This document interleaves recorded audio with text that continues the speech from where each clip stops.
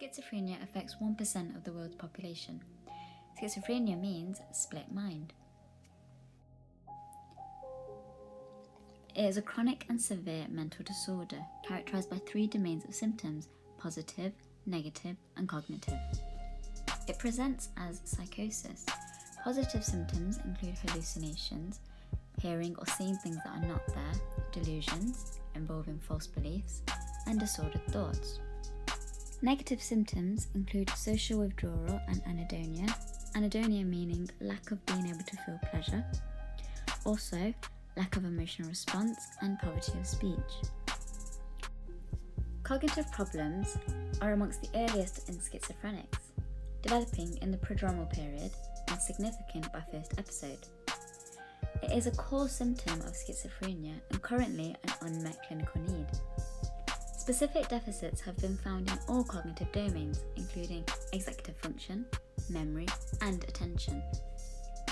All of this results in an altered perception of reality and abnormal social behaviour, affecting the way someone thinks, feels, and behaves. What causes this? The actual cause is unknown, although abnormal neurotransmitter signalling has been observed. Specifically, dopaminergic transmission. This developed the dopamine hypothesis, which suggests that there is a hyperactivity of dopamine transmission, causing an excessive accumulation of dopamine. Hyperstimulation of dopamine D2 receptors causes positive symptoms. Deficits in dopamine transmission at D1 receptors in the prefrontal cortex of the brain causes cognitive impairment and negative symptoms.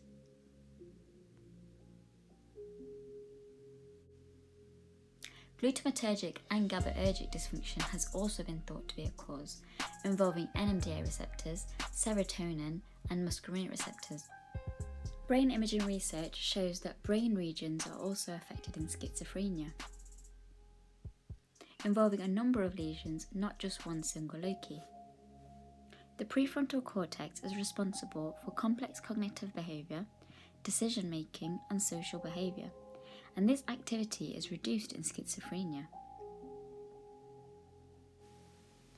The basal ganglia is also affected.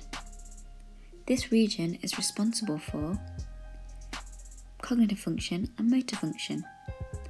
Increased activity of basal ganglia occurs in schizophrenia. Majority of the brain's dopamine originates in this region. This causes diminished functional connectivity between the prefrontal cortex and basal ganglia, disrupting the communication among these regions, causing it to be out of sync. The prefrontal cortex and basal ganglia circuit may be a common pathway linking cognitive deficits and psychosis in schizophrenia.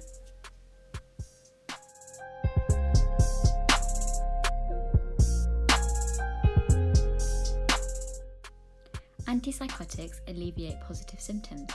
There are typical antipsychotics and atypical antipsychotics. There is ongoing research investigating whether there are any differences between these two categories. The results show that there is no difference in efficacy, only differences in side effects. Typical antipsychotics include chlorpromazine, haloperidol, sulpiride, flupentixol, zuclopentixol, trifluoperazine, and profenazine. Haloperidol is the most common typical antipsychotic. It is also an antiemetic drug. It has lower sedating and muscarinic side effects, but it has a higher risk of extrapyramidal side effects. Atypical antipsychotics include amisulpride, quetiapine, risperidone, olanzapine, clozapine, asenapine, ariprazole, paliperidone, and lurasidone. Risperidone comes in oral formulations as well as depot formulations. Side effects include moderate sedation, moderate weight gain, and galactorrhea. There is a major difference between a normal dopaminergic synapse and a hyperactive dopaminergic synapse seen in schizophrenia due to the excessive dopamine release. Antipsychotic drugs block dopamine 2 receptors to stop the hyperstimulation. There are many side effects associated with antipsychotic drugs. The main ones are weight gain, sedation, hyperprolactinemia, metabolic problems, and QT prolongation in the heart. Extrapyramidal side effects include tardive dyskinesia, dystonia, pseudoparkinsonium, and akathisia. Non-pharmacological treatment includes cognitive behavior therapy. This is offered to the compliant patients still experiencing symptoms after medication.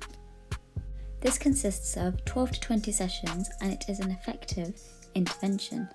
It involves using the ABC model. Cognitive remediation therapy is another non-pharmacological treatment. It is a cognitive enhancement therapy, and it is only offered to clinically stable patients able to concentrate in therapy for 20 minutes. It improves neurocognitive abilities and involves computer-based tasks. It is a form of long-term rehabilitation treatment. Potential treatments include nicotine, cannabis, ibogaine, and cognitive enhancing agents. Nicotine is a cognitive enhancer. It normalizes cognitive deficits. Cannabidiol alleviates psychosis, treating negative and cognitive symptoms. It is a derivative of cannabis, cytocannabinoid. Ibogaine is an active alkaloid, a psychedelic. It has a psychotherapeutic effect and resets the dopamine pathway by decreasing the dopamine breakdown metabolite. Modafinil is a wakefulness promoting agent, a cognitive enhancing agent. It is a selective dopamine reuptake inhibitor.